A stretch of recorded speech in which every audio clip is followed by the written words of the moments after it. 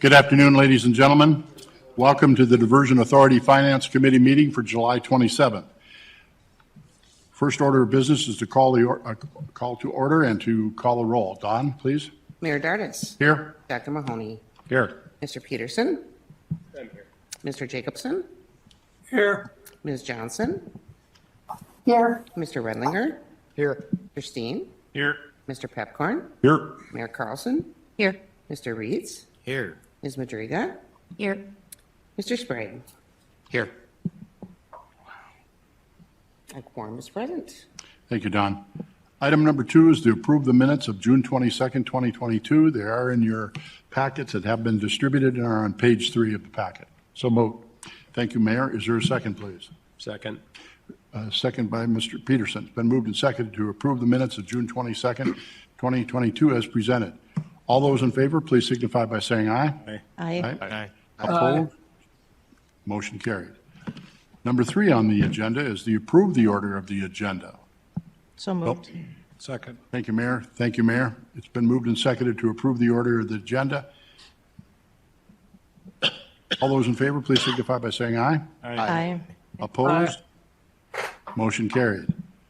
Item number 4 is the approval of the bills. I was hoping Ms. Gayhart would be here today, but in her absence, I will step in once again. Thank you. The bills total $10 million this month. $6 million of that are to Cass County Joint Water Resource and $2.5 million to the city of Fargo.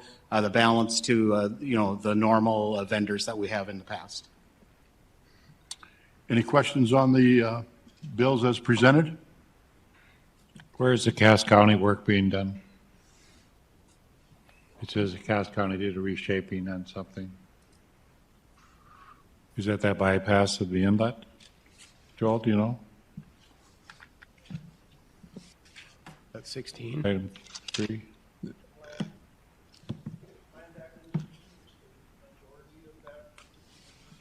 It just says roadway reshaping aggregate surface. Yeah, I think the mayor's asking about the Cass County Highway Department.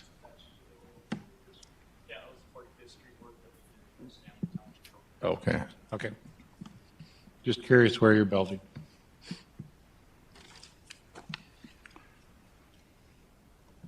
That's all I have. Move to approve. Thank you, Mayor. Is there a second? Second. Thank you, Commissioner Steen. Been moved and seconded. Is there any discussion on that? Don, would you please call the roll? Mayor Dardis. Yes? Dr. Mahoney. Aye. Mr. Peterson. Yes. Mr. Jacobson. Yes. Mr. Sprague. Yes. Ms. Johnson. Yes. Mr. Redlinger. Yes. Mr. Steen. Yes. Mr. Pepcorn. Aye. Mayor Carlson. Yes. Mr. Reeds. Yes. Ms. Madriga. Yes. That is everyone. Thank you, Don. Item number 5 is the finance report. It's on page 19 and has been distributed and is in your packets. The current balance at this time is $135 million.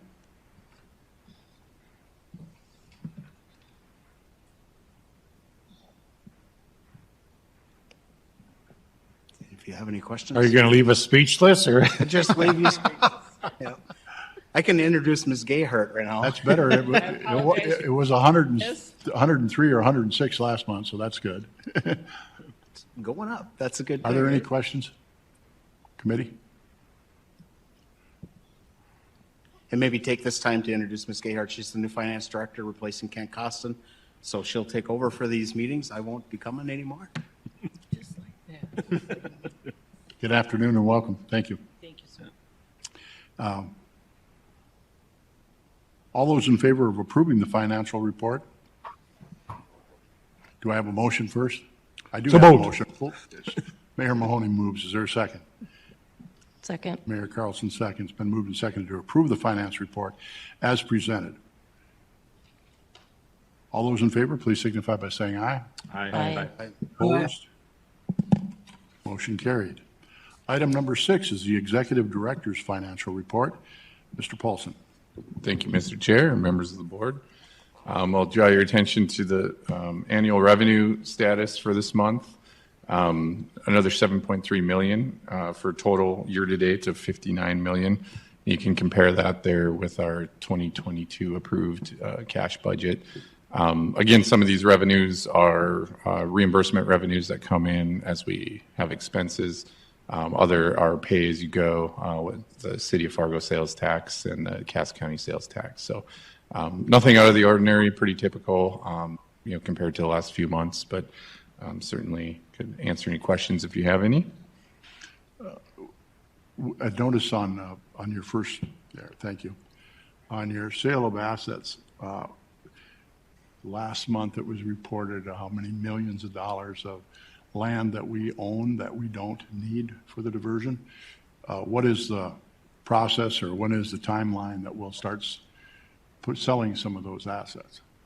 That's a great question, Chairman Dardis. So right now, I'm just off the top of my head, I think we're somewhere around 35-40 million of land outside of the footprint of the diversion channel and the southern embankment.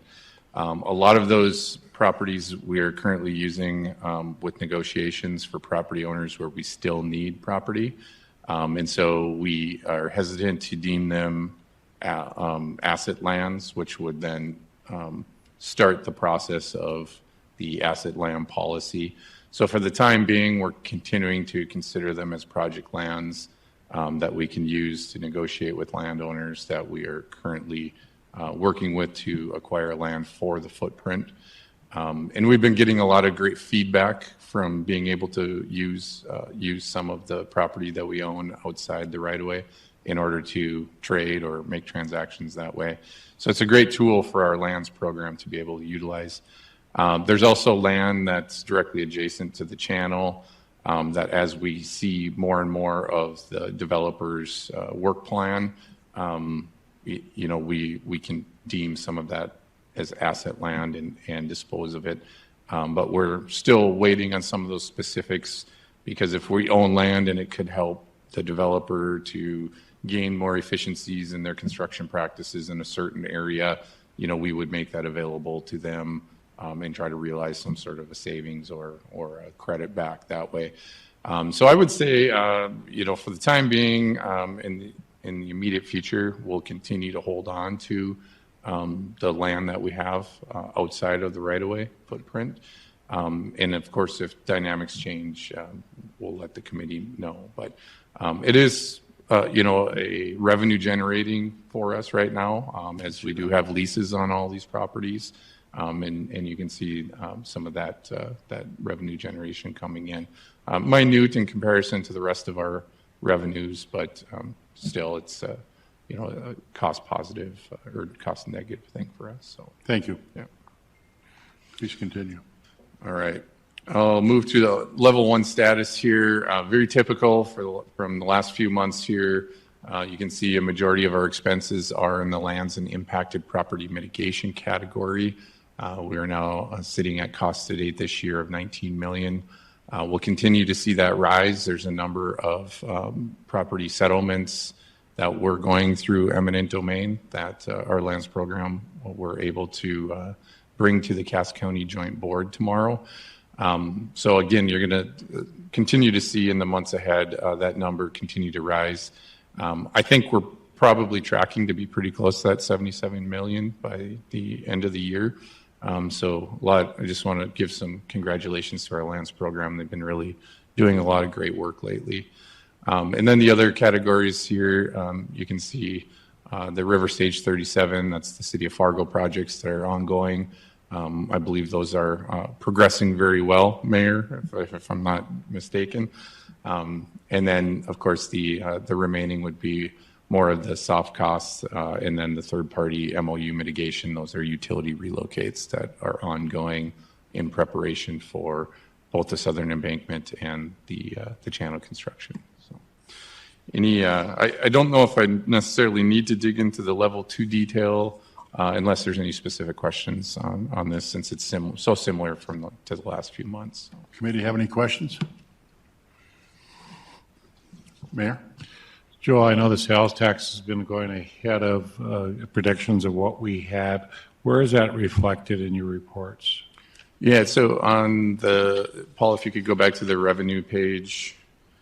And so keep in mind, Mayor, that these numbers are behind because it takes a few months for the sales tax to come through. And so it's difficult to sit here in July and compare, the 12 million fiscal year to date with the 38 expected. But if you were to be tracking this on a month-by-month basis, we're tracking ahead of what we planned. So we do intend to come out above the 38.8 million for the sales tax from Fargo this year. Okay.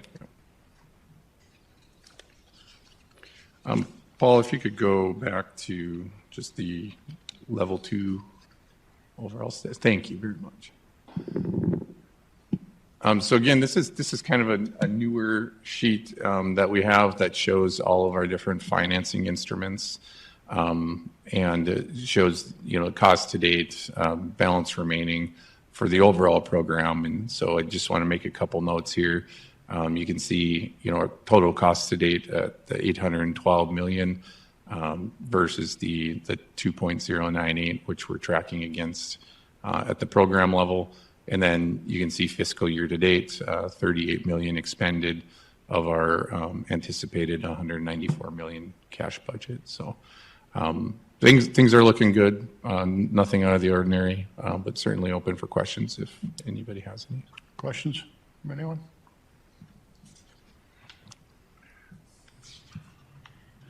That is not an actionable item. It's for information only. We'll move on to item number 7, please. Contracting actions. Mr. Paulson. All right, Mr. Chair, thank you, and members of the Finance Committee. I have 3 contracting actions for consideration today. I'll start with the first one. It's Task Order 1, Amendment 0 with Sprint Communications Company.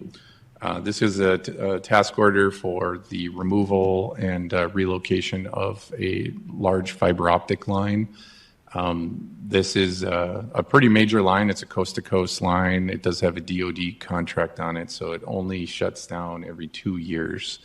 And so we need to have Sprint move this in anticipation of, I believe, the Southern Embankment project, so we can keep that on track. So we negotiated with Sprint. The result is in your packet, and certainly open for any questions that you might have.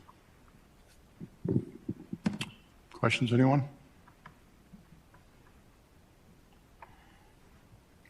Go ahead.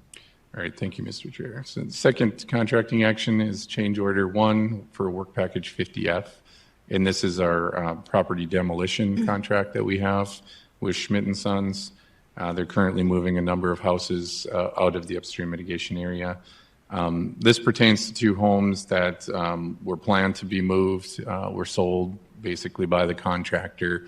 And then this spring, it was evident that the houses could not be salvaged due to winter damage. And so the change order is to basically pay the contractor to demolish these under a normal demolition, haul them to the landfill and dispose of them, unfortunately. But it is a valid contract, and we are recommending approval for the change order amount. So certainly open for any questions on this as well. Questions on this item? Mr. Paulson, is that multiple houses or just one house? This was 2 houses. 2 houses. Yeah. Additional questions? Okay, and the third contracting action is for a new software that the authority will start to utilize for our document management. As you can imagine, we get an immense amount of documents working with the P3 and trying to manage those, and so we're moving to Affinit Text as the provider of our document management service, and so it's a new agreement with them for $118,000. Move to approve all 3 items. Questions? First, Mr. Just have a Steen. question on the last one. Thank you. Say, is this a new document storage than we've had in the past? The name didn't seem familiar. This is a new product, and I'll maybe defer to Paul Barthel, because the PMC will ultimately be the ones that are utilizing this, and so I worked with them to work with this company on this contract. So. So one of the biggest challenges we have, both as the PMC and eventually the authority will have during the 30-year term, is to track and manage all of the changes to the project agreement. And so the PA project agreement, this document system or this software will actually create a live document out of that. So rather than sifting through about 3,500 pages of PDFs and trying to find how things are interrelated and connected that way, this software basically provides those links, provides that efficiency, and it also provides updates so that we are looking at the most recent and final copy of the document itself. So the previous provider or a vendor for this, the same vendors to new document, new system, or is it different vendors? This is a whole different system. We've been utilizing Aconex That's to what I do the remember, yeah. document storage. So, and that's basically an electronic, I don't want to call it a filing cabinet, but it allows us to do the searches and manage all of the documents itself. Affinitex is basically for the project agreement and the legal ramifications with that. So this is very much focused on just the project agreement, since we'll be utilizing it for any claims, any changes that are requested by the diversion authority or the developer.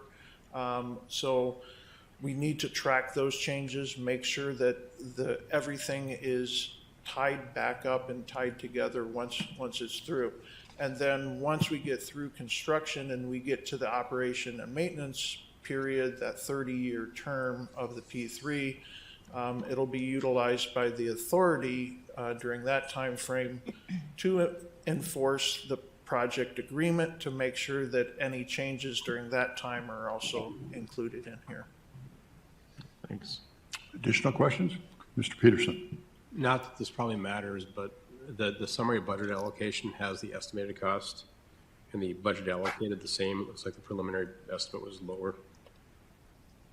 Again, I think it's a typo. If you go to PDF page 57. I'm sorry, I did not hear your question, Mr. Peterson. Sorry. So PDF page 57. Again, I'm sure this is nothing, but just in case, within your budget allocation chart, you've got 82, 11, 1, 11, 1, 11, 1 for a sum total of X. Budget allocated 82, 12, 2, 12, 2, 12, 2, same value.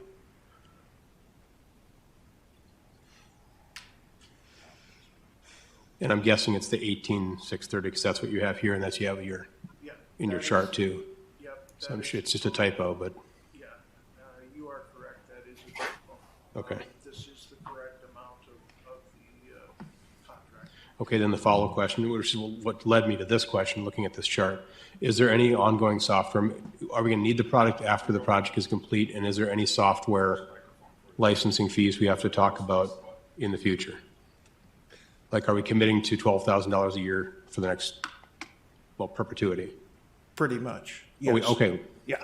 So this is for the first 2 years, and then there's ongoing maintenance of this software. So this is the initial startup, bringing our static documents into this dynamic system, and then providing us with the maintenance for the next couple of years.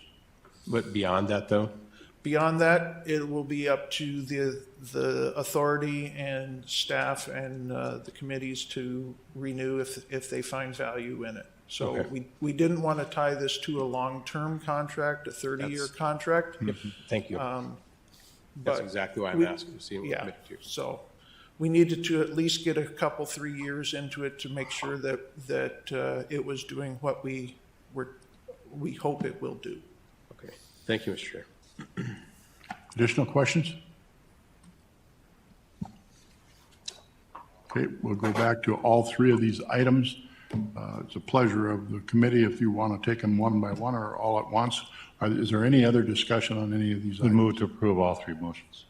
Mayor Mahoney moves to approve all three. Is there a second, please? Second. Second by Commissioner Steen. Been moved and seconded to approve the contracting actions as outlined by Mr. Paulson, items 1 through 3. Is there any other discussion? Don, would you please call the roll? Mayor Dardis. Yes. Dr. Mahoney. Aye. Mr. Peterson. Yes. Mr. Jacobson. Yes. Mr. Sprague. Yes.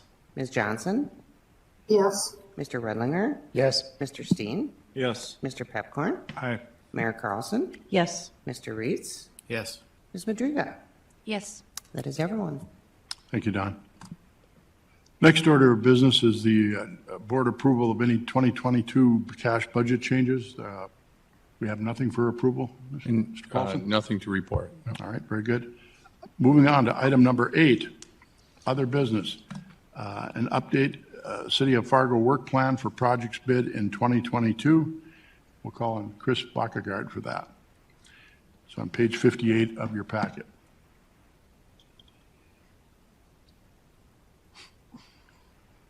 Thank you, Mr. Chairman. Real quick, I'll cover this fairly quick today, and then if you have questions, we can certainly back up a little bit. But as we talked about a couple months ago now, City of Fargo has been actively bidding several of their ongoing projects related to the diversion. They did receive bids on 3 of those projects since we were last here.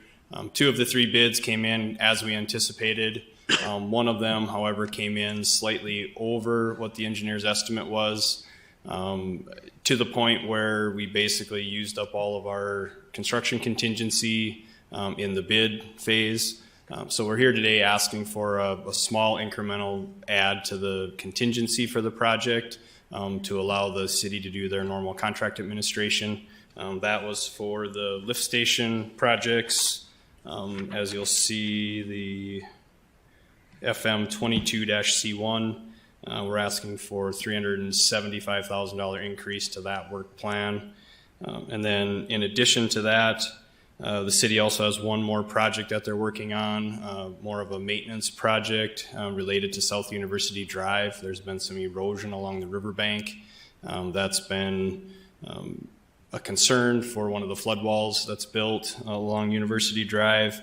The city had originally had an estimate for that work that was based on an evaluation done a few years ago. As they were producing the plans, they realized that there had been additional erosion and we needed to protect a larger area. So we have almost doubled the amount of protection area that's needed for the project. There's also been a little bit of slumping that has happened adjacent to 52nd Avenue South that we need to remove part of a turn lane and just do some minor concrete work there to fix the road back up. So we are asking for a $1.29 million increase to that work plan. Again, the city is really working hard to try to get that project bid so we can get it protected before there's more damage. We're waiting on one final permit, and then the city will move forward with taking that to bids as soon as we obtain the permit, hopefully next month, but that's the plan. So I'd stand for questions if you have any related to these 2 items. These are both within the overall city work plan, and also we're within our cash budget for the year still. As we evaluated the timing of payments, we'll still be able to. Looks like we'll still be able to keep the project within the cash budget for the year. Questions from Mr. Bacagard?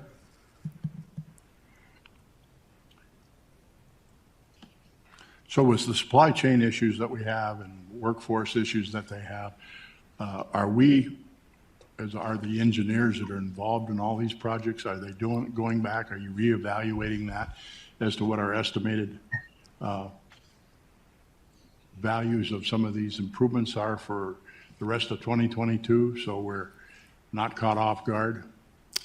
We've been working close with Nathan on those, and I don't anticipate any more. Nathan, I don't know if you've heard anything last week, but no, we've been definitely staying in close contact with the city engineering staff on those, Mr. Chair. Okay, thank you. So the request is for $1,292,500 and $375,000 for about $1,600,000.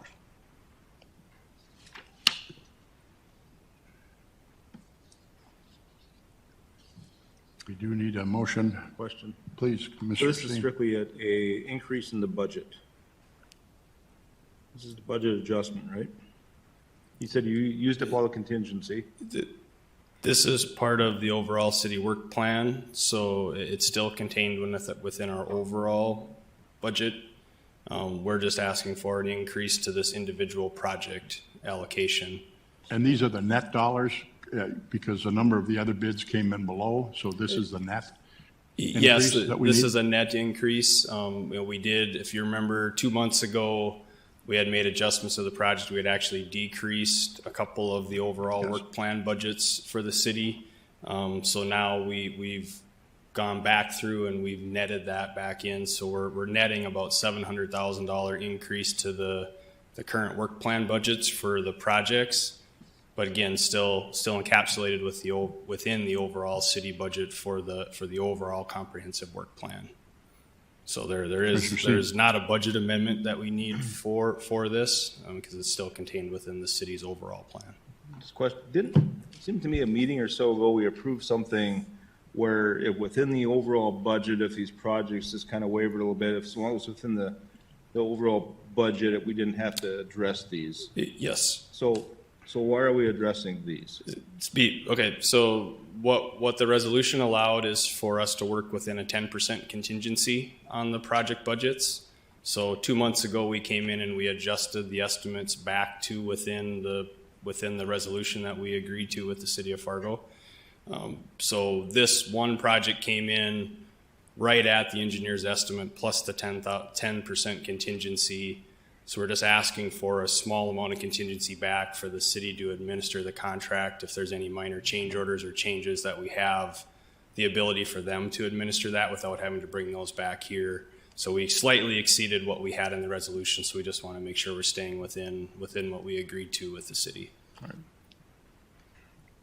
Additional questions? Move to approve. Thank you, Mayor. Been moved. Is there a second, please? I'll second. Seconded by Mr. Redinger. It's been moved and seconded to approve the updated City of Fargo work plan for projects bid in 2022 to approximately $1,600,000. Is there any further discussion? Hearing none. Don, would you please call the roll? Mayor Dardis. Yes. Dr. Mahoney. Aye. Mr. Peterson. Yes. Mr. Jacobson. Yes. Mr. Sprague. Aye. Ms. Johnson. Yes. Mr. Redlinger. Yes. Mr. Steen. Yes. Mr. Pepcorn. Aye. Mayor Carlson. Yes. Mr. Reeds. Yes. Ms. Madriga. Yes. That is everyone. Next order of business is 2021 audit report and governance letter. Mr. Paulson. Thank you, Mr. Chair. In your packet, you'll find the audit dated June 27th, 2022 from I. Bailey. I guess so. Nothing major to report here, which is good news. But there's a lot of great content within that audit. If you take a look in there, basically I think our financial controls are recognized as being very effective. And there was really no findings of significance found in the audit. So I guess I don't have much else to express there, but certainly wanted to bring it to Finance Committee so you guys had the opportunity to see it. And we are going to be filing this with EPA as part of our relationship with them for the WIFIA loan. But certainly open if there was any questions from any committee members that they might have. Questions, anyone? I reviewed it. I didn't see anything, any other comments or anything. I'd call on Paul Barthel for comments. Just wanted to make a note that we have asked Ide Bailey to be available at the next financial committee meeting to do a presentation, and if you'd like to ask questions directly with them. So wanted to give you this to you this month for information and look it over, review it, and then they will be here next month for a presentation. Thank you. So you guys have homework. Any questions on the audit or the recommendation letter? Yes, Okay. excuse me? Yes, Yeah, please. Excuse me. Thank you. In regards to the significant risks identified, are there any, is there any thought towards addressing the risks identified? Yes. So, those are, I'll look to Paul again so I don't misstate anything. But so we do have a risk register that contains thousands of particular risks. And we utilize that as kind of a tracking, and we change the severity of those risks depending on, changing conditions and those types of things. I'm assuming the risks that were identified in the audit are also contained in our risk register, and those are monitored on a quarterly basis. Correct? That is correct. We do track those, and the two major ones that were raised by this audit, one of which I think we can,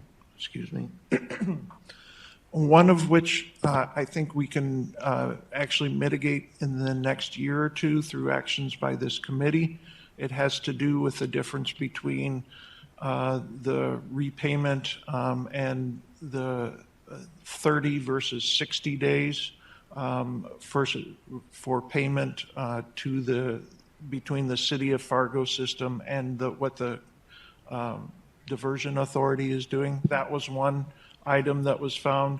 The other one was that I don't think we can get away from unless we find a different auditor. And that's that Eide Bailey has basically noted that they're doing the audit, but then they're also preparing some of the financials for it. So those were the two main risks, or the two main items in the audit. On this one, we are tracking them within our risk register.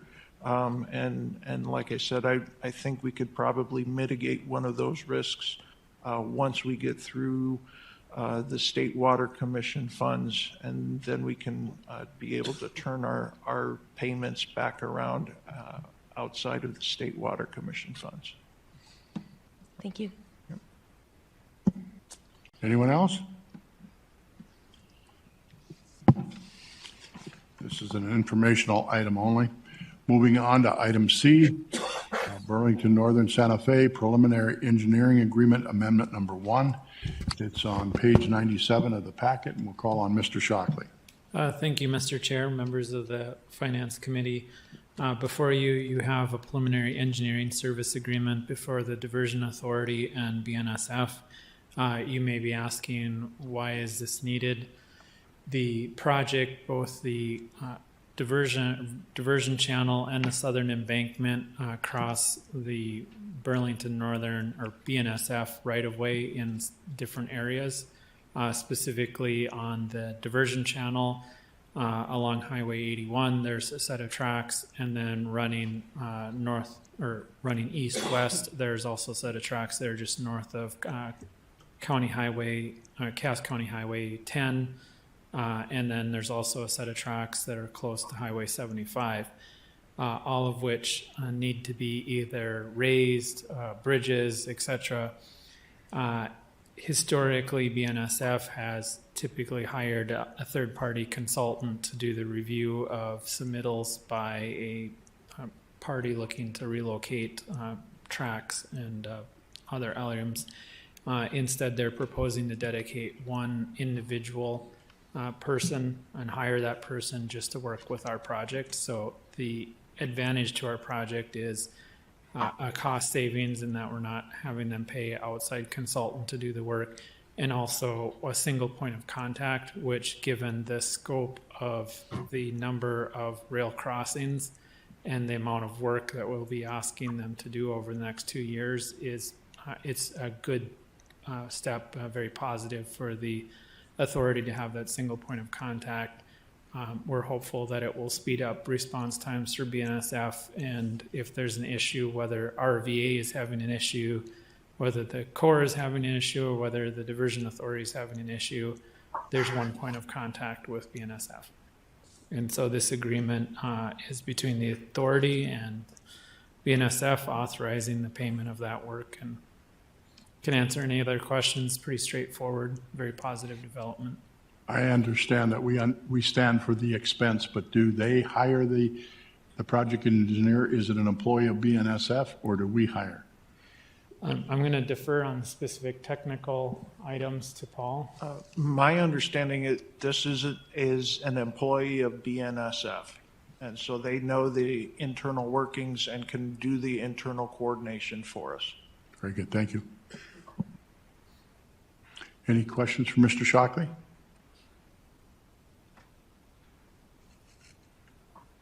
All right, this is an actionable item. Move to approve.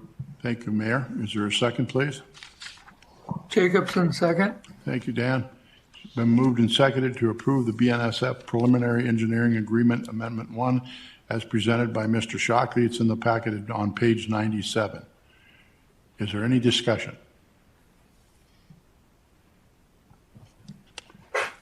Hearing none. Don, would you please call the roll? Mayor Dardis. Yes. Dr. Mahoney. Mr. Peterson. Yes. Mr. Jacobson. Yes. Mr. Sprague. Aye. Ms. Johnson. Yes. Mr. Redlinger. Yes. Mr. Steen. Yes. Mr. Pepcorn. Aye. Mayor Carlson. Yes. Mr. Reeds. Yes. Ms. Madriga. Yes. That is everyone.